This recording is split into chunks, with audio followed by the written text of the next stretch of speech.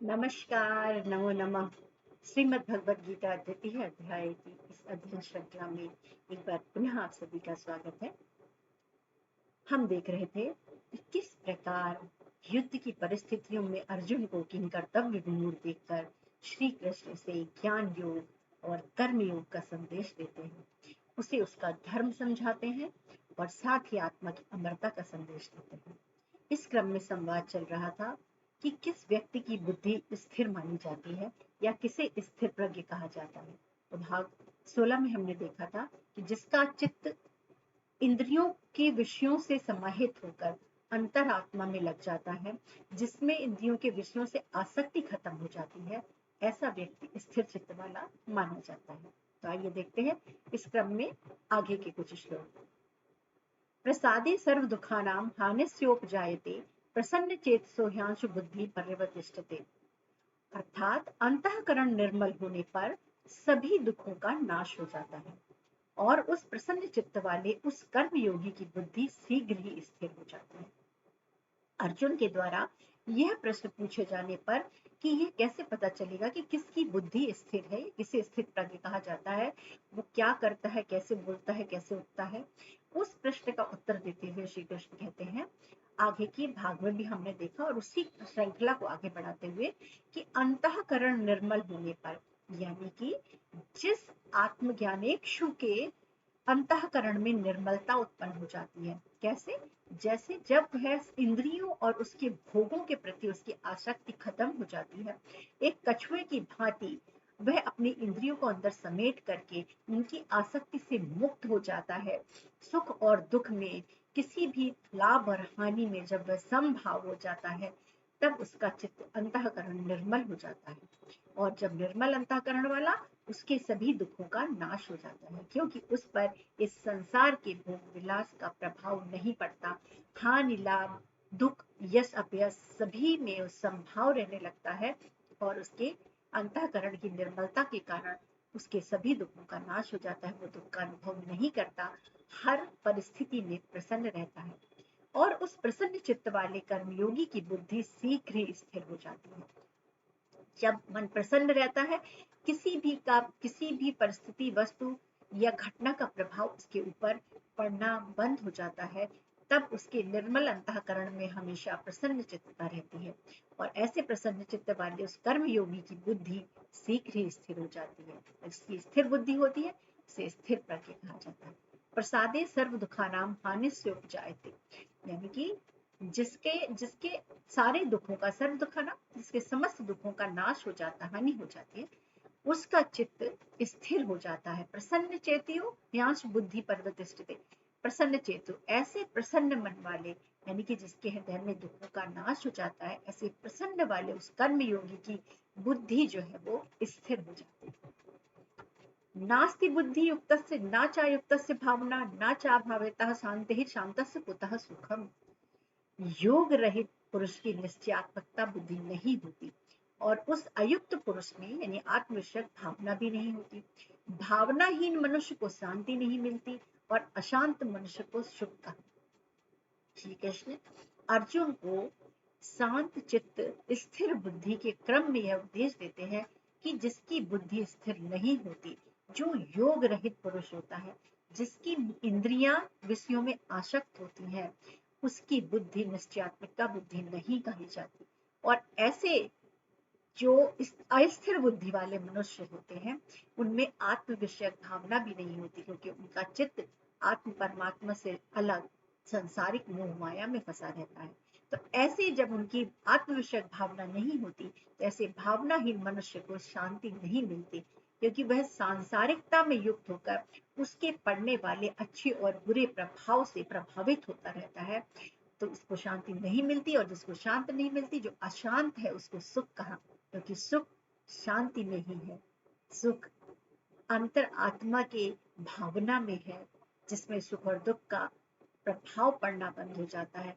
खुशी और दुख परिणाम पर आधारित नहीं रहती। ऐसे शांत चित्त वाले मनुष्य को सुख मिलता है और जिसका चित्त शांत नहीं होता, उसे किसी भी स्थिति में स्थायी सुख की प्राप्ति नहीं होती, क्योंकि क्षणिक सुख उसे किसी अच्छे परिणाम से मिल भी सकता है, किंतु उसका वो सुख स्थायी नहीं होता। नास्ति बुद्धि युक्तस्य ना चा युक्तस्य भावना। ऐसे योग रहित पुरुष जिसकी चित्त चंचल है, ऐसे पुरुष की बुद्धि जो है निश्चयात्मिका बुद्धि नहीं होती, एक ही चीज पर दृढ़ नहीं होती, स्थिर नहीं होती, अनेक भेदों वाली होती है। और उस अयुक्त पुरुष में आत्मविषयक भावना भी नहीं होती, चात्युक्त भावना। ना चा भावयात शांति है, और जिसमें ये भावना नहीं होती उसमें शांति नहीं होती। शांतस्य कुतः सुखम, और जो शांत नहीं है उसको कहाँ सुख। ऐसा अशांत व्यक्ति सुखी नहीं रहता। इंद्रियाणाम ही चरताम यन मनु अनुविधीयते तदस्य हरति प्रज्ञाः वायुर्नाव मिवाम्भस। अर्थात क्योंकि विषयों में विचरती हुई इंद्रियों से संयुक्त होकर मन बुद्धि को वैसे ही भर लेता है जैसे जल में चलने वाली नाव को वायु भर लेती है। नाव के माध्यम से बहुत ही सुंदर उदाहरण से श्री कृष्ण अर्जुन को समझाने का प्रयास करते हैं कि जैसे जल में जो नाव चल रही होती है वो वायु के वेग से उसी ओर ले जाई जा रही होती है जिधर की तरफ वायु चल रही होती है, उसे नाविक को प्रयत्न पूर्वक अपने मार्ग पर ले जाना पड़ता है। तो इसी प्रकार जो मन इंद्रियों में विचरण करता है, इंद्रियों से संयुक्त होता है, ऐसा मन इंद्रियों से युक्त होकर, उससे आसक्ति से संयुक्त होकर, उससे आकर्षित होकर बुद्धि को वैसे ही हर लेता है। यानी कि उसकी बुद्धि मन से संयुक्त होकर मन के राह पर चल पड़ती है, जैसे जल में चलने वाली नाव वायु के मार्ग पर चल पड़ती है। और जिस प्रकार नाविक प्रयास पूर्वक वायु नाव को अपने गंतव्य पर ले जाता है, उसी प्रकार योग के माध्यम से, कर्म योग के माध्यम से इंद्रियों के विषयों से आसक्ति रहित होकर व्यक्ति को उसको समेट करके प्रयास पूर्वक बुद्धि को स्थिर बनाना पड़ता है। इंद्रियाणाम ही चरताम यन मनु अनुविधीयते। क्योंकि ये ऐसा क्यों होता है, अशांत चित्त क्यों होता है, जैसे पहले श्लोक में बताया था, अशांत चित्त व्यक्ति इसलिए होता है क्योंकि विषयों में विचरती हुई इंद्रियों से संयुक्त होकर मन जो है वो इंद्रियाम ही चरताम यन मनु, इंद्रियों में विचरती हुई, विषयों में विचरती हुई इंद्रियों से संयुक्त जो मन है वो बुद्धि को उसी प्रकार हरण कर लेता है या अपने राह पर ले जाता है जैसे कि वायु नाव मिवाम्भसी, जैसे जल में चलने वाली नाव को वायु अपने वेग से, वायु के वेग से, प्रवाह से दूसरे मार्ग पर ले जाती है।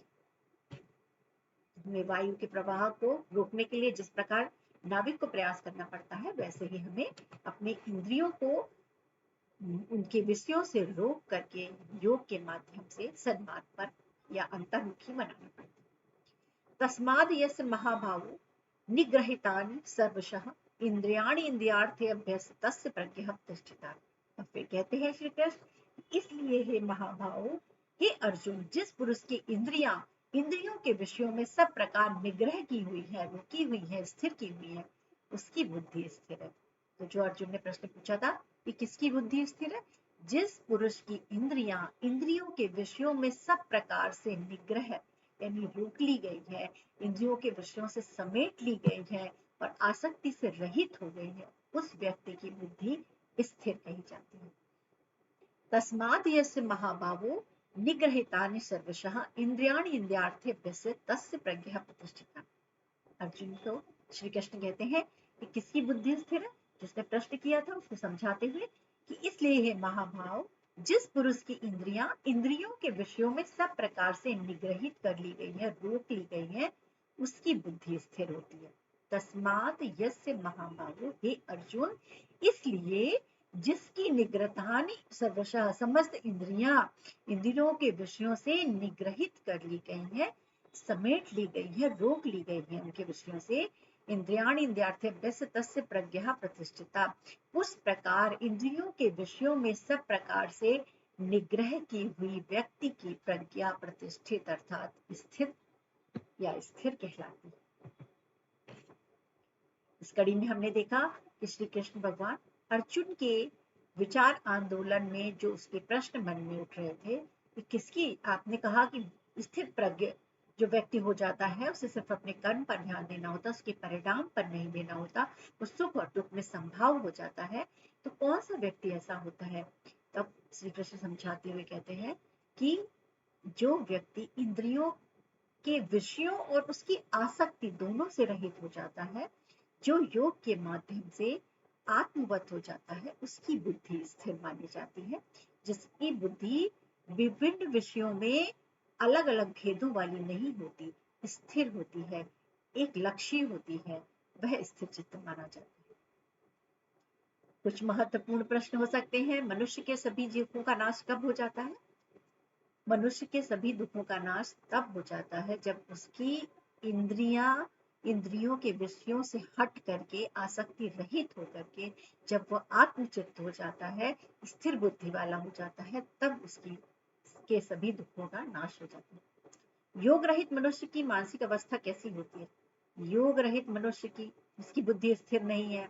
इसका क्या होता है? उसकी बुद्धि विषयों में फंसी रहती है, और फिर विषयों में फंसी हुई बुद्धि इंद्रियों वाले मन से संयुक्त होकर मन बुद्धि को उसी प्रकार हरण कर लेता है जैसे वायु के वेग से नाव हरण कर लेती है। और इसी तरह से वह व्यक्ति अशांत मन वाला हो जाता है, और जो अशांत मन वाला हो जाता है वह कभी भी सुखी नहीं होता, उसके स्थायी सुख का नाश हो जाता है। वायु नाव मिवाम्भसी, जैसे नाव को वायु हरण कर लेती है। यह उदाहरण गीता में किसके लिए दिया गया? जैसे वायु नाव को, जल में चलने वाली नाव को हरण कर लेती है, यानी अपने मार्ग से विचलित करके दूसरे मार्ग पर ले जाती है, वैसे ही इंद्रियां जो है, जो मन है हमारा, वो इंद्रियों के विषयों के वशीभूत होकर बुद्धि को हरण कर लेता है। बुद्धि का स्थिर होना क्यों आवश्यक है?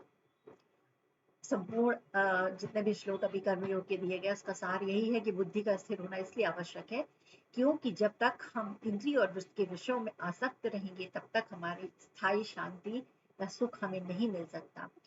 जब व्यक्ति की बुद्धि स्थिर हो जाती, जब स्थिर प्रज्ञ हो जाता है, सुख दुख में संभाव हो जाता है, परिणाम की लालसा किए बिना सिर्फ अपने कर्तव्य कर्म को करता है, और उसके होने वाले परिणाम का उस पर प्रभाव पड़ना बंद हो जाता है, तब वह आत्मविषयक हो जाता है, और वही स्थायी शांति का या सुख का मूल मंत्र है। इसलिए बुद्धि का स्थिर होना आवश्यक है। भाग 17 में हम लगभग श्रीमद् भगवद गीता द्वितीय अध्याय के अंत तक पहुंच चुके हैं। एक अंतिम कड़ी में हम देखेंगे कि किस प्रकार श्री कृष्ण अर्जुन को अंतिम संदेश के माध्यम से, इस अध्याय के अंतिम संदेश के माध्यम से किस प्रकार उसकी जिज्ञासाओं का शमन करते हैं और समझाते हैं कि उसके लिए क्या करनी है और क्या अकरनी है। तब तक के लिए धन्यवाद।